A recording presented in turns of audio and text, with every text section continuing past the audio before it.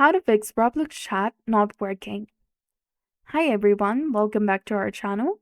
So in this video tutorial, we'll be discussing about fixing the Roblox chat not working. So follow the simple steps to resolve the problem.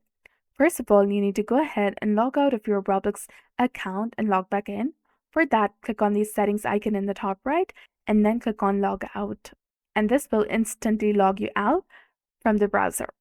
Now simply log back in with your email and password, which is associated with your Roblox account. And then after, again, go to settings, and from the settings page, tap on privacy and content maturity.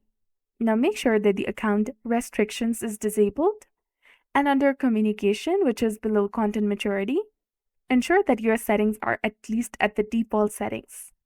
For the experience chat and for the party, voice chat, and camera input as well.